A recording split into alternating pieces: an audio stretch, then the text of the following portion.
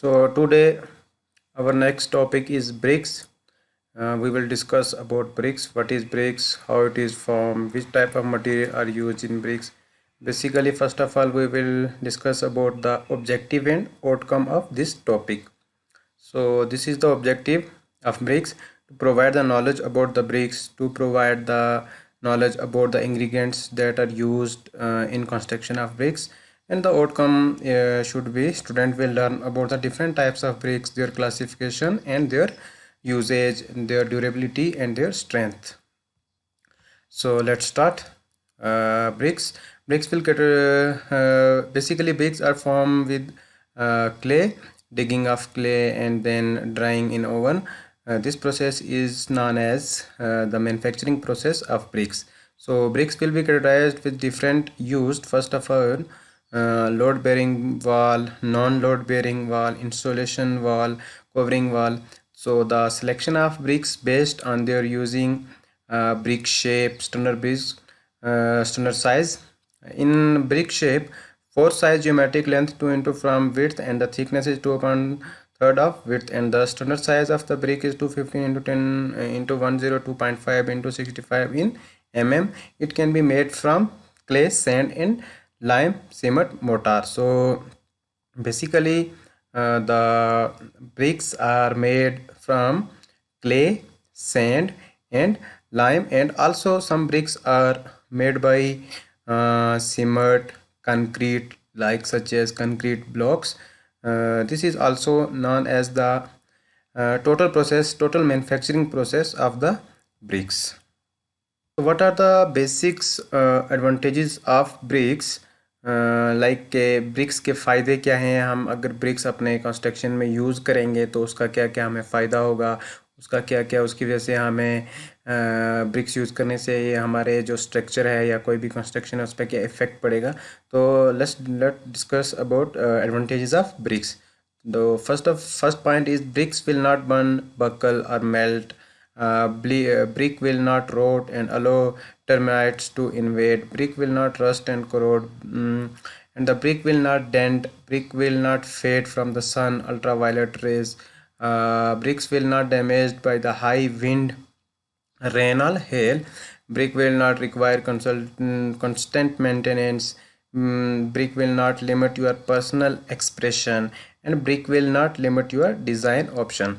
तो जो हमारा फर्स्ट पॉइंट है वो कहता है कि जो हम ब्रिक्स यूज़ करते हैं अपनी कंस्ट्रक्शन में तो वो मेल्ट नहीं होती है, बर्न नहीं होती है, बकल नहीं होती है. मीन्स कि ना ही वो जलती है या ना ही वो कहीं उसका ब्रिक्स में ऐसे इंग्रेडिएंट यूज़ किए जाते हैं कि जिससे वो मेल्ट नहीं हो पाती. और फिर उसके बाद कहता है कि इसको रस्ट नहीं लगता है, क्रोजन नहीं लगता है, इसमें डेंट नहीं पड़ते हैं, ये अल्ट्रा वायलेट रेज से हमारे कंस्ट्रक्शन को प्रोजेक्ट करता है. हाई विंड्स, रेन और हेमस्टॉर्म के जैसे कुछ डैमेज नहीं होता है, और ना ही इसके लिए कांस्टेंट मेंटेनेंस हमें चाहिए, और ना ही इसमें कोई हमारी ब्रिक्स यूज़ करने से हमें हमारे डिज़ाइन पे कोई अफेक्ट पड़ेगा. So in short we can say that bricks are commonly used in our construction line for better design, for better strength and durability. Now we will discuss about clay bricks के bricks बनते कैसे हैं, कौन कौन से इसमें ingredients होते हैं, किन किन composition से ये बनता है, इसका मैन्युफैक्चरिंग प्रोसेस क्या है, अब हम उसके बारे में डिस्कस करेंगे. तो सबसे पहले जो ब्रिक्स में जो कंपोनेंट्स होते हैं वो सिलिका होता है 60%, एल्यूमिना होता है 20%, और जो बाकी के इंग्रेडिएंट्स होते हैं वो 20% होते हैं. जो रिमेनिंग इंग्रेडिएंट्स हो सकते हैं वो कैल्शियम ऑक्साइड भी हो सकते हैं, आयरन ऑक्साइड होते हैं जो कि ब्रिक्स को रेड कलर देने का काम करता है, मैग्नीशिया होता है, मैग्नीशियम ऑक्साइड होता है.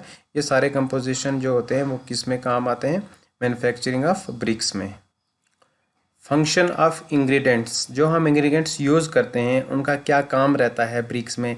तो सिलिका जो होता है, सिलिका सबसे पहले जो कि सैंड में पाया जाता है, उसको हम अगर क्ले में ऐड करते हैं तो वो एक सूटेबल पोर्शन बनाता है, ब्रिक को हार्ड करता है और उसको प्रिवेंट करता है रैपिंग से एंड श्रिंकिंग से, और उसको ड्राइंग करने में हमें वो यूज़फुल हमारे लिए होता है. तो if added to clay in suitable proportion makes a brick hard and prevent it from warping and shrinking on drawing.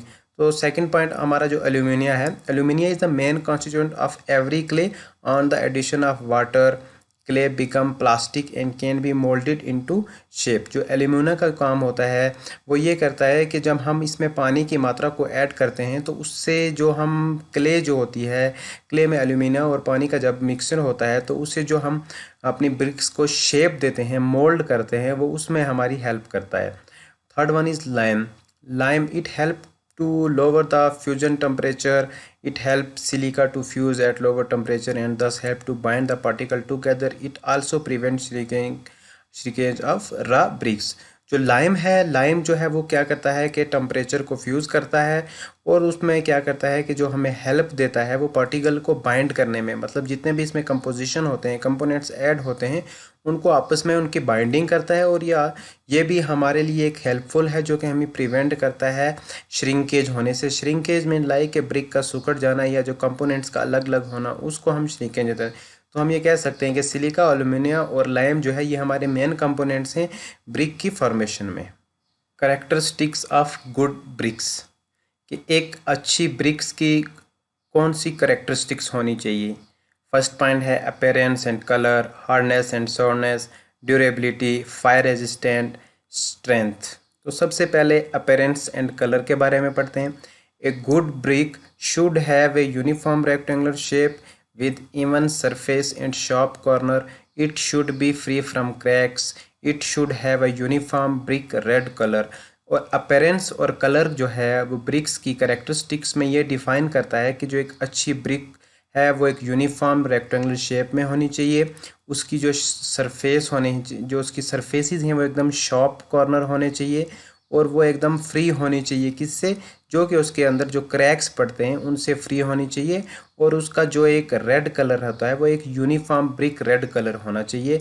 ये एक अच्छी कैरेक्टरिस्टिक्स है, तभी हमारी एक ब्रिक जो है वो एक अच्छी कैरेक्टरिस्टिक्स होगी। वो किसकी वजह से, अपीयरेंस और उसकी कलर की वजह से। Second one is hardness and softness. Good brick should be hard and should not be scratched by fingernail of also should give a metallic sound when two bricks are stuck to each other. Hardness and softness जब होगी, hardness में उसकी जो harden property को show करेगा, softness जब हम दो ब्रिक्स को आपस में जॉइंट करेंगे या उनको आपस में उनको एक दूसरे पे हिट करेंगे, जो एक उसमें से आवाज़ आनी चाहिए वो एक मेटालिक साउंड की तरह आनी चाहिए, जिसमें ताकि उससे हम ये पता लगा सकें कि हमारी जो ब्रिक्स है, जो अच्छी क्वालिटी की ब्रिक्स है, उसकी जो वो एक हार्डन स्टेट में है और जो वो एक आवाज़ हमें देती है वो आवाज़ भी एक मेटालिक साउंड की तरह है, जो कि दोनों में आपसी टकराव की वजह से आती है। उस प्रोसेस को हम क्या बोलते हैं, हार्डनेस एंड सॉफ्टनेस। फिर आपका आता है ड्यूरेबिलिटी। ड्यूरेबिलिटी मीन्स कि उसकी लाइफ कितनी है, वो कितना लंबा चल सकती है। A good brick should be able to withstand weathering action of sun, rain, wind etcetera.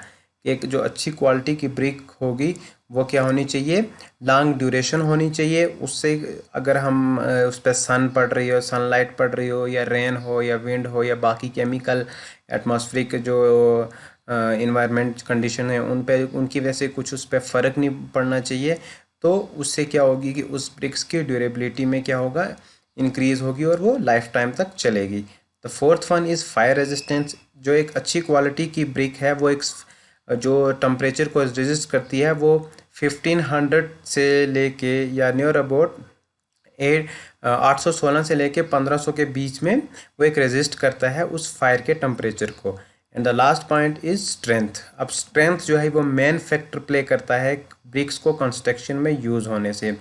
A good brick is strong enough to not to break when dropped on either brick from a height of 1.25 meters। कि हम BRICS की strength को कैसे check करते हैं कि उसको 1.25 metre की हाइट से एक ब्रिक के दूसरे ऊपर उसको थ्रो करते हैं या ड्रॉप करते हैं ताकि वो ब्रेक ना हो। उससे क्या होता है, जो ब्रेक नहीं होगी वो एक अच्छी क्वालिटी की ब्रिक होगी, वो उसकी स्ट्रेंथ को डिफाइन करती है। This is the example of BRICS which is formed by clay and it is also used in our construction। जैसे कि हमने पीछे पढ़ा था कि जो कलर देता है वो एल्यूमिनियम यूज़ होता है, लाइम इसमें बाइंडिंग करता है और बहुत सारे फैक्टर इसमें ऐसे भी होते हैं कि जिससे क्या होता है कि हम इसकी स्ट्रेंथ चेक करते हैं या इसमें ड्यूरेबिलिटी हो या फायर रेजिस्टेंट होती है। तो this is the example of bricks which is used in our construction line in the field of civil engineering. Word in a longitudinal fibrous mass such as banana, bamboo, palm, and cane. Even though the stem of tree of this class is light, and though yet it is too flexible that it is not suitable for engineering work with exception to bamboo. तो एंडोजेनियस tree वो tree होते हैं जो inward direction में growth करते हैं, जो कि लॉन्गिट्यूडनल डायरेक्शन में ग्रोथ करते हैं, जैसे कि बनाना का ट्री है, बैम्बू का है, पाल्म का है या कोई दूसरा ट्री है। हालांकि इन ट्री के जो स्टेम होते हैं वो बहुत लाइट होते हैं और बहुत ही फ्लेक्सिबल होते हैं। बैम्बू को छोड़ के बाकी वाले जो एंडोजीनियस ट्रीज़ हैं जो इनवर्ड डायरेक्शन में ग्रोथ करते हैं उनको हम अपने कंस्ट्रक्शन लाइन में यूज़ नहीं कर सकते, क्योंकि वो बहुत ही लाइट इन वेट होते हैं और बहुत ही फ्लेक्सिबल होते हैं। Then exogenous trees, the trees that grow outward direction by addition of one concentric ring every year. These rings are known as annual ring. Since one ring is added to the tree every year, so the number of annual ring in the stem of tree indicates its age in year. The timber obtained from this class of trees is extensively used in engineering work. तो एक्सोजेनियस trees वो trees हैं, वो trees की classification है जो कि outward direction में ये ग्रोथ करते हैं और इनको हम क्या करते हैं अपने सिविल इंजीनियरिंग वर्क्स में यूज़ करते हैं। और मेन बात, इनके हर साल बाद इनके स्टेम में एक एनुअल रिंग प्रोड्यूस होती है जो कि डिटरमाइन करती है, इंडिकेट करती है उस ट्री की एज। साल में हर साल एक सर्कुलर रिंग ग्रोथ होती है, प्रोड्यूस होती है, जो कि उस ट्रीज़ की वो एज डिफाइन करता है हर साल के बाद। तो हर साल में एक रिंग अगर आएगा तो वो एक साल का हुआ। अब नंबर ऑफ रिंग्स जितने भी होंगे तो जब भी वो पेड़ गिर जाएगा या उसको काटा जाएगा तो वो उससे हम पता लगा सकते हैं कि उसकी एज है। लेकिन ये सिर्फ एक्सोजीनियस ट्रीज़ में पाया जाता है, जो कि हम ये ऐसे ट्रीज़ हैं जिनको हम बहुत ही एक्सटेंसिवली यूज़ करते हैं अपने इंजीनियरिंग वर्क में। ये क्लासिफिकेशंस ऑफ ट्रीज़ में कुछ एग्जांपल बताई गई हैं एक्सोजीनियस और इंडोजीनियस की। बैम्बू हो गया, बनेना हो गया और देवदार हो गया। ये जो देवदार है, बैम्बू और बनेना जो है वो एंडोजीनियस में आते हैं, उनमें से हम बैम्बू को यूज़ कर सकते हैं। और देवदार का ट्री है जो वो एक्सोजीनियस में आता है, जिसको हम अपनी कंस्ट्रक्शन लाइन में यूज़ कर सकते हैं। एक इनवर्ड डायरेक्शन में ग्रोथ करता है और एक आउटवर्ड डायरेक्शन में ग्रोथ करता है। तो this is the example of endogenous and exogenous. Then next classification of trees में अब एक्सोजीनियस और एंडोजीनियस की कुछ टाइप्स हैं।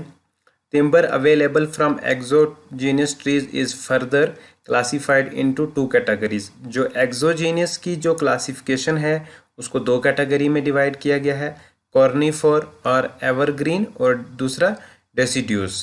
कॉर्निफोर जो सदाबहार रहते हैं और डेसिड्यूज जो कुछ टाइम पे वो अपने पत्ते या उसकी शाखें टूट जाती हैं। सो कॉर्निफोर और evergreen, these trees yield softwood. These are trees with pointed leaf. Deodar, pine, chair and kai belong to this class. ये ऐसे कॉर्निफर वो वाली वुड है जिसमें ये पत्ते भी होते हैं, जैसे कि देवदार हो गया, पाइन हो गया, और ये किस कैटेगरी से बिलोंग करते हैं, कॉनिफेयर से या फिर एवरग्रीन से। और deciduous, these trees are having broad leave, yield hardwood, teak, sal, sheesham belong to this class. जो डेसिड्यूज है ये बहुत ही हार्ड वुड होती है और एक लंबा चौड़ा इसके पत्ते होते हैं और एकदम ये टाल होता है। और ये जैसे कि हार्डवुड हो गया, जिसमें हार्डवुड आता है टीक का, साल का या शीशम के जो पेड़ हैं वो किस में आते हैं, डेसिड्यूज कैटेगरी में। In simple word we can say that the uses of wood like a porous and fiber hard structure plant system stem, which is the secondary system of the vascular tissue consisting of cellulose, and it can be defined as wood. It is supportive organs. Then growth of a timber tree, के timber की growth कैसे होती है। In spring season roots of the tree suck a solution of salt from the soil. This solution of salt loses some of the moisture because of evaporation and absorb carbon dioxide from the air. This action in the presence of sun make the solution a bit viscous. This transformed viscous solution is known as sap. अब किसी भी timber के tree की growth कैसी होती है कि spring season में ये जो दरख्त हैं ये सोल्यूशन जो कि सॉल्ट की फॉर्म में होते हैं ये सक करते हैं, अपने अंदर एब्जॉर्ब करते हैं सॉइल से, और फिर वही सॉल्ट धीरे धीरे अपना जो है वो सॉल्यूशंस को लूज़ करता है ड्यू टू एवेपोरेशन की वजह से, और एब्जॉर्ब करता है कार्बन डाइऑक्साइड हवा से। तो ये जो एक्शन होता है ये प्रेजेंस होता है किसकी में, सन के में, जो कि सूरज की प्रेजेंस में होता है, सोल्यूशन मेक बनाता है, और देन उसी को ये ट्रांसफॉर्म करते हैं अपनी न्यूट्रिशन में, जिसको हम सैप बोलते हैं। On the other hand in autumn viscous SAP descends below the bark and leaves a thick layer of the sap left below the bark get transformed to wood is known as cambium layer. It goes on gaining the strength with the passage of time. A fresh layer thus added on the outside of the tree every year, forming a new annual ring. The new ring represents a year's growth of tree. In simple word, we can say that in autumn season, trees suck that salt and convert into sap, and then appear a layer. That layer is known as cambium layer, and after 1 year there is a ring, annual ring produced, and that annual ring represent a year growth of that tree. It's mean one angular ring is equal to 1 year. Number of ring define the age of the tree. This is the main structure of a tree. These are the some components that like shown in the figure.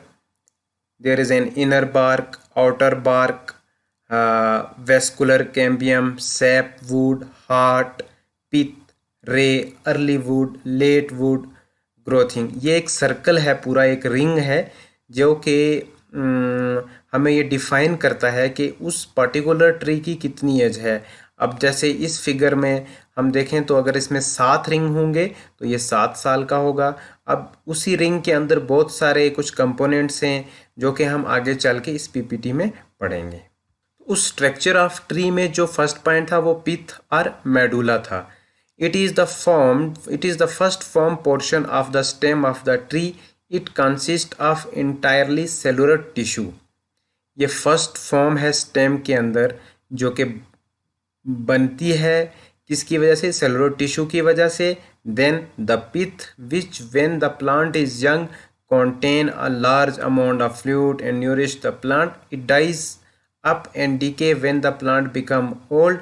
Sap is then transmitted by the wood a fiber that deposit about the pith. जब हमारा कोई भी tree young होता है उसमें बहुत large of amount में nutrition होती है। आफ्टर डीके के बाद वो पुराना हो जाता है और सैप जो है वो ट्रांसमिटेड हो जाती है वुडी फाइबर में, और देन वो डिपॉजिट हो जाती है उसके पिथ में। Then next, as I earlier told you, annual ring, the ring of woody fibre arranged in concentric circle around the pith are known as annual ring because one such ring is added every year. Annual ring जो कि define करता है tree की as को, हर साल के बाद एक नया रिंग एडिड हो जाता है उस ट्री में।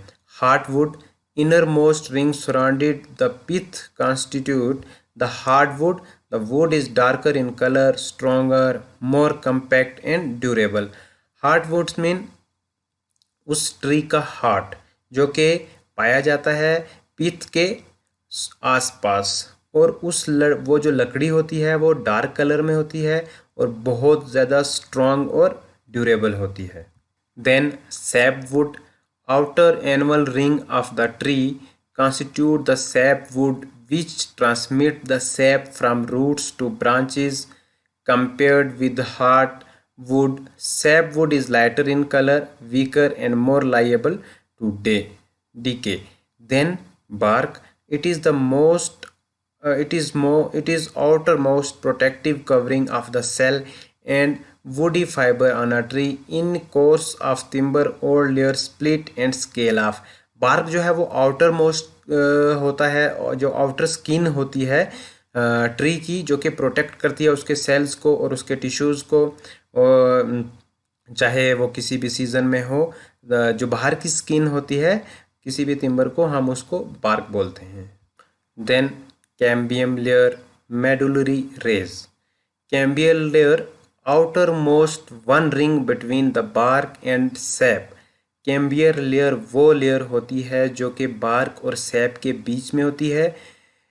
विच is not converted into wood is known as cambium layer. जो कि हम उसको कन्वर्ट नहीं करते हैं किसी भी वुड में, और उसको हम कैम्बियर लेयर बोलते हैं। If the cambium layer is exposed by removing the bark, the cells cease to be active and result in death of the tree. अगर हम कैम्बियर लेयर को एक्सपोज करेंगे या रिमूव करेंगे तो उस ट्रीज़ के जो सेल्स और टिश्यू हैं वो इस रिज़ल्ट में आ जाएंगे कि उस ट्री की डेथ हो गई है या वो खुद ब खुद अपने आप गिर गया है। Then medullary rays, these are thin horizontal veins radiating from the pith toward the bark. They carry sap from outside to the inner part of tree and nourish it. They keep the annual ring tightly gripped together. So medullary rings are those rings who are present in vein and radiating from the pith. Their work is to carry sap from outside to the inner part. Basically, medullary rays are provided nutrition to the inner parts of the trees. This is the main example of medullary rays. See the picture and understand about the medullary rays which are present in any tree. Then the most important topic is characteristics of good timber. What are the good qualities of timber? एक अच्छी लकड़ी को हम कैसे define कर सकते हैं, कैसे बता सकते हैं कि वो एक अच्छी क्वालिटी की टिम्बर है। First point, it should be free from the heart of a sawn tree and should be free from sap. Then it should have straight and close fibre. Then it should be of uniform colour. It should give a clearly ring sound when stroke. Dull heavy sound is a sign of internal decay. It should have regular annual ring. Timber with narrow annual ring are generally the strongest. So first point, should be free from sound of a tree. And then जो उसके fibre होने चाहिए वो एकदम close और straight होने चाहिए। उसकी शेप एकदम यूनिफॉर्म होनी चाहिए। वो एकदम हमें क्लियर रिंगिंग साउंड देनी चाहिए। अगर वो डल साउंड देगा तो इट्स मीन उसके अंदर इंटरनल डीके है। और उसके इट शुड हैव रेगुलर, हर साल के बाद उस पर रिंग आया हुआ होना चाहिए, जो कि एक अच्छी क्वालिटी की टिम्बर को डिफाइन करता है। Then freshly cut surface should give sweet smell. Teeth of the saw should not get clogged while sawing. Out of some variety of timber, darker and heavier pieces are stronger. It should have bright and smooth surface when planed. Dull appearance is a sign of defective timber. It should have firm adhesion of fiber and compact medullary rays. जो इसमें जो हम freshly cut करते हैं किसी भी timber को ताकि वो हमें एक स्वीट स्मेल दे, उसे डिफ़ाइन हो सकता है कि वो एक अच्छी क्वालिटी का टिम्बर है। देन जो हमारा सा होगा जिसे हम उसको कटेंगे उसके अंदर क्लॉग नहीं होना चाहिए, फंसना नहीं चाहिए। और जो उसके अंदर टिम्बर के अंदर वाली जो पीसीज हैं वो एकदम डार्कर और हैवियर होना चाहिए, जिससे हम ये अनुमान लगा सकें कि वो एकदम स्ट्रॉन्ग है। और उसकी जो अपीयरेंस होनी चाहिए वो एकदम ब्राइट और स्मूथ सरफेस होनी चाहिए। अगर डल अपीयरेंस होगी तो वो साइन है कि that is defective timber. Next, defects in timber. These defects are mostly of two types. The first one is those develop during the growth of a tree, and then those develop after the tree has been felled. First defect ये कहता है कि जब tree growth कर रहा होता है उस दौरान अगर उसमें कोई डिफेक्ट होगा तो पहला डिफेक्ट वो होगा। देन अगर वो ट्री गिर जाता है तो उसके बाद उसके अंदर कुछ इंसेक्ट्स की वजह से या फिर कुछ घास फूस की वजह से उस पे जो भी डिफेक्ट होगा तो वो हमारा दूसरा डिफेक्ट होगा। तो during the growth defect develop during the growth of a trees are star shakes. These are radial splits wider on the surface of the tree and become narrower as they move toward the center. These are caused by served frost or by serve heat of the sun. जो star shake होते हैं basically ये जब हमारा tree growth कर रहा होता है तो ये उस दौरान पाए जाते हैं, और ये होते हैं इस वजह से हैं जैसे कि हीट ऑफ द सन की वजह से या फिर फ्रॉस्ट की वजह से। तो फर्स्ट डिफेक्ट जो स्टार डिफेक्ट है वो किससे काज होता है? Heat of the sun and frost. This is the example of star shakes. These are the radial splits, as I earlier told you, wide on the surface of the tree and become narrow as they move toward the center. They are caused by surf frost or by heat of the sun. This is the example of star shakes. Then next is heart shake. These are wide splits running right through the hardwood of the tree. These splits from the pith running toward the sapwood. These are caused by the shrinkage of interior parts by decay because of accumulated mix. तो heart shake जो defect है वो इस वजह से होता है कि कुछ जो ट्रीज़ के अंदर के जो इनर पार्ट हैं वो डीके होंगे, वो किसी कारण किसी सैप वुड के कारण या किसी पीथ में किसी के कारण इंसेक्ट लगने से या कोई दूसरा जो इंटीरियर काज हो गया तो उसके कारण उनका श्रिंकेज होना, तो उसकी वजह से जो डिफेक्ट आएगा हम उसको हार्ट शेक बोलते हैं। Then the third number is rind galls. These are vesicular swelling caused generally by the growth of the layer of sapwood over wound remaining after a branch of tree has been imperfectly cut off. This is shown in this figure. In this figure, the shown rind gall. ऐसे बहुत सारे आपने trees देखे होंगे कि जिन पे इस तरीके का उनकी आउटर सरफेस पे इस तरीके का कुछ हो जाता है, तो इसको हम रिंडगाल बोलते हैं। ये भी एक डिफेक्टिव टिम्बर में आता है। Then defects developed after the tree has felled. जब ट्री गिर जाता है उसके बाद जो उसमें डिफेक्ट आते हैं तो उसमें सबसे पहला है ड्राई रॉट. ड्राई रॉट क्या होता है? It is attack on timber by fungus. The fungus reduce the timber to a dry powder. To prevent dry root, only well-seasoned timber should be used. There should also be free access to fresh air to all part of timber. Basically जो dry rot होता है वो attack होता है किसी भी timber पे fungus की वजह से. जो फंगस अटैक करते हैं उस पे या फिर उसमें कुछ थोड़ा सा कुछ और किसी चीज़ का मिक्सचर हो जाना, ठीक है, तो इसके कारण जो भी डिफेक्ट आएगा, बेसिकली फंगस के कारण जो डिफेक्ट आता है उसको हम ड्राई रॉट बोलते हैं. Then next is wet rot. It is decay of timber due to alternate wetting and drying. To prevent wet timber should be prevented against alternate wetting and drying. It should be so used that it should wholly submerged in water or it is always dry. Due to wetting of timber, timber का गीला हो जाना and then उसको drawing करना, उसके कारण जो भी डिफेक्ट आता है वो उसको हम वेट रॉट बोलते हैं. Now we will discuss about the some MCQs related to the today's topic. Our first question is the timber which is prepared in a factory and a give desired shape appearance is known as. अगर कोई भी timber है हम उसको prepare करते हैं factory में, then उसको हम एक अच्छी शेप देते हैं, एक अच्छा अपीयरेंस देते हैं, तो वो क्या कहलाएगा? इंडस्ट्रियल टिम्बर कहलाएगा, सॉफ्ट टिम्बर कहलाएगा, या हार्ड टिम्बर, या फिर none.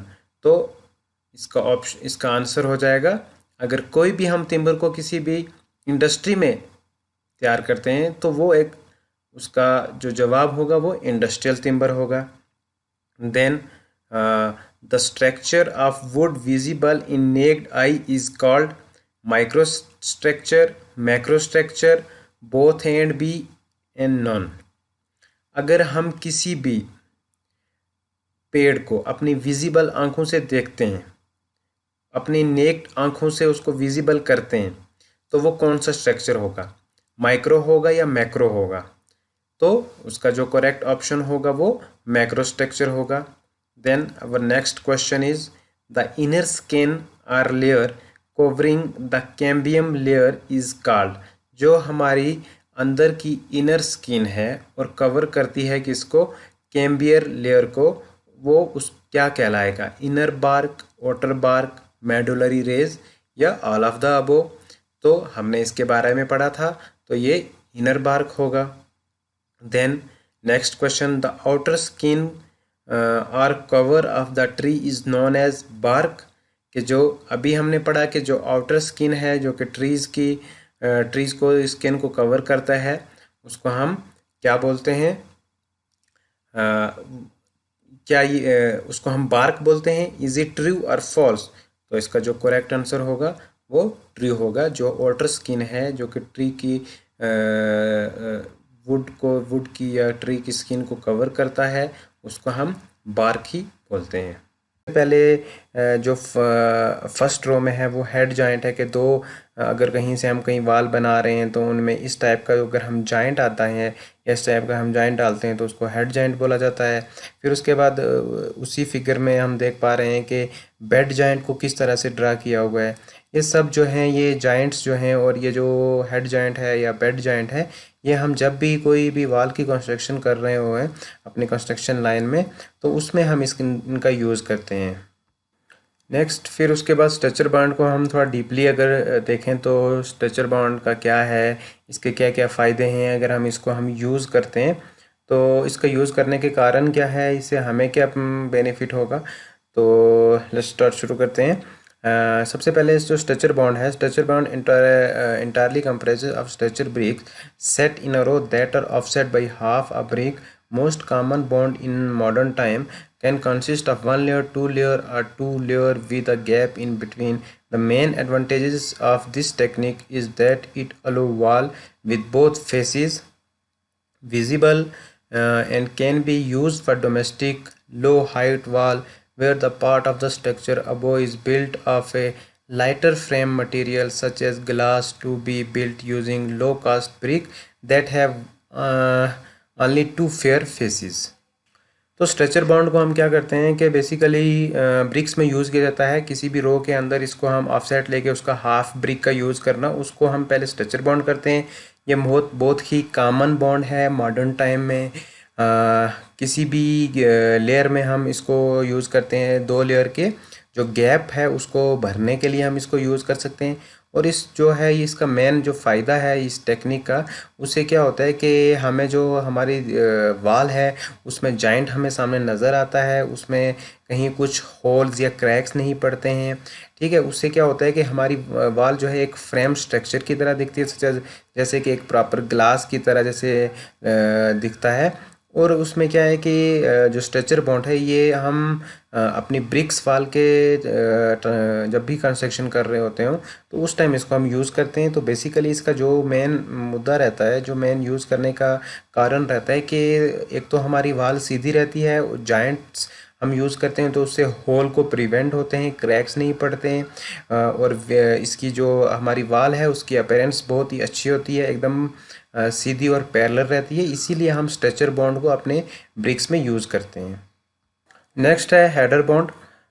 Header bond is also known as Spanish bond, was very common bond for the bearing wall. It is composed of header brick set in row that are the offset half a brick, which produce a solid easy to lay bond, which is the useful when building circular work. It is the most used bond in the historical Spanish brick construction. In picture you have show us the header bond. तो header bond क्या होता है कि header bond को हम Spanish bond बोलते हैं, इसलिए बोलते हैं क्योंकि ये पुराने टाइम से जब भी हिस्टोरिकल स्पेनिश ब्रिक कंस्ट्रक्शन काम चल रहा था तो उस टाइम ये यूज़ होता था, तो इसका नाम वहाँ से इस पड़ा स्पेनिश बॉन्ड। अब ये क्या है कि इसका यूज़ हम इसलिए करते हैं ताकि हमारा जो भी अपनी वाल है, वाल एक तो सीधी पैरेलल रहे और इसको एकदम सॉलिड रहे, और ये जब हम यूज़ करते हैं इस हेडर बॉन्ड का तो ये बहुत ही फ़ायदेमंद रहता है किसी भी सर्कुलर वर्क के लिए।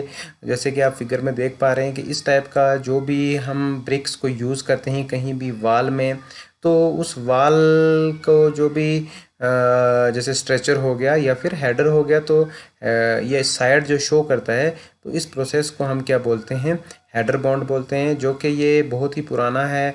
स्पेनिश ब्रिक कंस्ट्रक्शन के टाइम से ये यूज़ होता हुआ आ रहा है कंस्ट्रक्शन लाइन में। तो जैसे कि फिगर में सामने शो हो रहा है, पिक्चर शो हेडर बॉन्ड। तो मैन्युफैक्चरिंग प्रोसेस क्या है कि ब्रिक्स बनती कैसे है, कौन कौन सा मटेरियल यूज़ करते हैं या हम इसकी प्रिपरेशन कैसे करते हैं, तो उसके बारे में कुछ हम थोड़ा डेप्थ में जाके पढ़ लेते हैं। तो मैन्युफैक्चरिंग प्रोसेस वो प्रोसेस है कि जब हम कोई भी सैंपल लेके ब्रिक्स को स्टेज 1 से लेके स्टेज 4 तक उसका, चाहे वो ओवन में ड्राइंग करना हो या डिगिंग करना हो या मोल्डिंग करना हो, उस पूरे प्रोसेस को हम क्या बोलते हैं, द मैन्युफैक्चरिंग प्रोसेस। तो मैन्युफैक्चरिंग प्रोसेस में 4 स्टेजेस होती हैं। सबसे पहले मटेरियल की प्रिपरेशन होती है, फिर मोल्डिंग होता है, फिर ड्राइंग होता है और फिर फायरिंग होता है। तो मटेरियल प्रिपरेशन में सबसे पहले फर्स्ट जो स्टेज है उसमें हम क्या करते हैं कि हम कहीं से भी मटेरियल जो भी है, क्ले है, उसको इकट्ठा करते हैं, फिर उसको हम क्या करते हैं, ग्रेडिंग करते हैं, उसको साफ़ करते हैं अच्छे से, ठीक है, उसमें से घास वगैरह को साइड करते हैं, तो एकदम फाइन पार्टिकल्स बनाते हैं उसको। क्ले प्रिपरेशन में क्या किया जाता है कि clay is prepared by crushing and are grading and mixing with small quantities of sand, ash and lime until it is of a uniform consistency. Water may be added to increase plasticity, a process known as tempering. In such cases, chemicals such as barium carbonate is added to reduce the problem of efflorescence, crystallization, damage or chemical attack of the mortar. तो सबसे पहले हम क्या करते हैं कि clay को हम कैसे तैयार करते हैं, कहीं से भी हम इसकी क्रशिंग करते हैं या ग्रेडिंग करते हैं, या मतलब क्रश करना, कहीं से खोदना या डिगिंग करना, फिर उसको हम स्मॉल क्वांटिटीज़ की सैंड से हम उसमें मिक्स करते हैं साफ़ करने के बाद, फिर ऐश और लाइम को यूज़ करते हैं एक यूनिफॉर्म कंसिस्टेंसी के लिए। फिर फर्दर उसके बाद हम क्या करते हैं कि पानी में उस पानी को उसमें ऐड करते हैं ताकि उसकी जो है वो प्लास्टिसिटी लूज़ हो जाए। उस पूरे प्रोसेस को हम टेम्परिंग कहते हैं। फिर उसमें कुछ केमिकल यूज़ करते हैं सच एज़ बैरियम कार्बोनेट को हम यूज़ करते हैं ताकि वो क्या करे कि जो हमारी एफ्लोरेसेंस हो गया, मतलब जो भी उसमें कुछ घास वगैरह से जो बच गया हो या फिर कुछ डैमेज होने का या केमिकल अटैक से उसे क्या करता है, वो हमें प्रिवेंट करता है। बैरियम कार्बोनेट को हम इसलिए ऐड करते हैं ताकि वो हमारी प्रॉब्लम को रिड्यूस करे। फिर सेकंड जो स्टेजेस है वो आती है वेदरिंग। अब वेदरिंग होता क्या है, the soil is left in heaps and expose to weather for at least 1 month in case where such weathering is considered necessary for soil. The soil is done at least twice and it is ensured that the entire soil is wet throughout the period of weathering. The purpose of weathering is disintegrate big boulders of clay under the action of atmospheric agencies to make it a uniform mass and also to eliminate the impurities which got oxidized. तो weathering वो process है जिसमें हम क्या करते हैं कि जो हम अपनी क्ले को साफ़ करने के बाद उसको सूखने के लिए रखते हैं, उसमें से क्या हो जो भी कुछ फंगाई वगैरह हो या फिर कुछ बाकी केमिकल चीज़ें हों, जैसे कि उसमें कुछ घास वगैरह हो गया या कुछ थोड़ा बहुत उसमें पत्थर वत्थर हैं, छोटे छोटे पेबल्स जो होते हैं, उनको साफ़ करने के बाद हम क्या करते हैं कि अपनी सॉइल को कहीं ऐसी जगह रखते हैं कि जहाँ से वेदरिंग इसकी अच्छी हो, उसका अच्छा से एक्सपोजिशन हो। फिर उसके बाद हम उसको एटलीस्ट 1 महीने के लिए ऐसा ही प्रोसेस करते हैं। फिर उसके बाद हम उस पर क्या करते हैं कि उसको अपनी एटमॉस्फेरिक एजेंसी से हम प्रिवेंट करते हैं ताकि उसके मास पे ये कोई फ़र्क ना पड़े, कोई इम्प्योरिटीज़ वगैरह कोई उसके साथ अटैच ना हो, जिससे क्या हो कि उसकी शेप में कोई फ़र्क आए या उसकी कोई भी उसमें इम्प्योरिटीज़ पड़ने के बाद वो किसी के साथ ऑक्सीडाइज ना हो जाए। तो इस पूरे हम प्रोसेस को क्या बोलते हैं? Weathering process.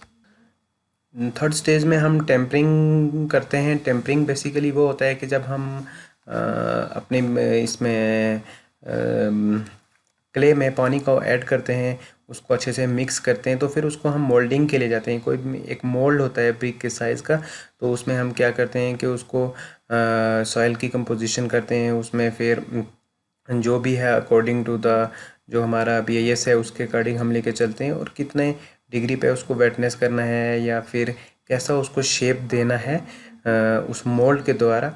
तो इस पूरे प्रोसेस में हम टेम्परिंग करते हैं, एक प्रॉपर उसको शेप देते हैं, जिससे क्या हो कि एक स्टैंडर्ड साइज़ होके निकले। कंपोजिशन होने के बाद उसको हम मॉडिफाई करते हैं। देन टेम्परिंग होने के बाद हम उसको फिर एक ओवन में रखते हैं ड्राइंग के लिए। जब जो भी अपनी वेट यूनिट ब्रिक होती है उसको हम ड्राइंग करते हैं। एक स्पेसिफिक अपने पास रूम होता है जिसमें टेम्परेचर भी होता है, ताकि वो अच्छे से ब्रिक्स को क्या कर पाए, ड्राइंग करे, और ड्राइंग होने के बाद एक अच्छी वो स्ट्रेंथ दे, चाहे वो सिंपल ब्रिक हो, नॉर्मल ब्रिक हो या फिर इंजीनियरिंग ब्रिक हो, ताकि एक प्रॉपर हमें उसे स्ट्रेंथ निकले, एक अच्छा बॉन्ड निकले, ताकि उसमें कुछ टेक्सचर फेलियर वगैरह ना हो। जब तक प्रॉपर ड्राइंग नहीं होगी तो हमें ब्रिक वो स्ट्रेंथ नहीं दे पाएगी, और टेस्टिंग में भी उसका पूरा जो डाटा है वो पूरा फेल होगा। तो ये हमें मेक श्योर करना पड़ता है कि जो ब्रिक्स है वो अच्छे तरीके से सूखने के बाद ही हम ओवन से निकालते हैं। Drying is essentially evaporation of moisture either in a normal atmosphere or with controlled humidity and temperature. The second point is drying is done prior to burning of brick. The purpose is to reduce the tendency of brick to desert or crack while burning. Drying is slow, otherwise crack may develop on its surface. The process is usually take a number of 3 to 10 days. For artificial drying, it is done by drying bricks in chamber or tunnel. Hard flue gases may be used to heat these chamber or tunnel. Temperature is usually 120 degree and brick get dried in 1 to 3 days। तो basically drying करने का हमारा जो main motive ये रहता है कि जो उसमें मॉइस्चर कंटेंट होता है वो ऑपरेशन हो जाता है, ह्यूमिडिटी से वो कंट्रोल हो जाती है, एक स्पेसिफिक टेम्परेचर से। ड्राइंग से क्या हो जाता है कि जो ब्रिक की टेंडेंसी है वो एक अच्छी शेप में आ जाती है, उसको रिड्यूस करता है और भरने जलने से उसको बचाता है। धीरे धीरे इस प्रोसेस को हम ड्राइंग जो है वो एक स्लो प्रोसेस है जो कि 3 से 10 दिन का टाइम लेती है, और 120 डिग्री के टेम्परेचर पे एक अच्छी खासी ब्रिक ड्राई होके हम फिर उसको बाहर निकालते हैं। तो this is our first MCQ। Question पूछ रहा है कि sand lime bricks are made by mixing. Option है आपका clay, cement paste, both and B, sand and fly ash. कि अपना जो सैंड लाइम ब्रिक होता है वो किसको मिक्स करने से बनता है। तो जाहिर सी बात है कि अगर हम सैंड के साथ क्या मिक्स करेंगे कि सैंड लाइम ब्रिक बनेगी, तो उसका जो राइट आंसर होगा वो होगा sand and fly ash. Next है आपका concrete bricks are made from. कि कंक्रीट वाली ब्रिक्स जो हैं, बहुत ही सिंपल क्वेश्चन है ये, कि कंक्रीट ब्रिक्स किससे बनता है। इसके ऑप्शन है आपके fly ash, clay, solid concrete या ऑल ऑफ दी अबव। अब कंक्रीट का ब्रिक है तो वो कंक्रीट से ही बनेगा, तो जो इसका करेक्ट आंसर होगा वो होगा सॉलिड कंक्रीट। नेक्स्ट क्वेश्चन है common burned clay brick are form by pressing in a mould and then bricks are dried and fired in a kiln. Is it true और फॉल्स? के जो भी एक brick है हम उसको एक प्रेस करने से या मोल्ड में रख के या फिर उसको ड्राई करके ओवन में अच्छे से थोड़ा सा उसको हीट पे रख के किलन में, क्या ये पूरा जो हम प्रोसेस करते हैं ब्रिक्स की फॉर्मेशन में, ये सही है या गलत है? तो इसका राइट आंसर होगा ट्रू। बिल्कुल सही प्रोसेस है ये। नेक्स्ट क्वेश्चन है, in a good brick percentage of silica lies between, कि जो एक अच्छी क्वालिटी की ब्रिक है उसमें सिलिका की परसेंटेज कितना होता है। तो हमने ये फर्स्ट लेक्चर में पढ़ा था कि जो सिलिका की परसेंटेज कितनी होती है, उसमें ऑप्शन है आपका 10%, 20%, 60% और 50%। द करेक्ट आंसर इज़ 50%, जो कि सिलिका की एक अच्छी क्वालिटी की ब्रिक्स में सिलिका की जो परसेंटेज होती है वो 50% होती है।